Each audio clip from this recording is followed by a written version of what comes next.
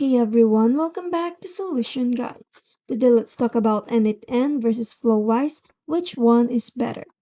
N8N is an open source workflow automation tool. It helps you connect different apps and services to automate tasks, like sending emails, organizing files, or syncing data without needing to code everything from scratch. It's popular for developers who want full control and self hosting.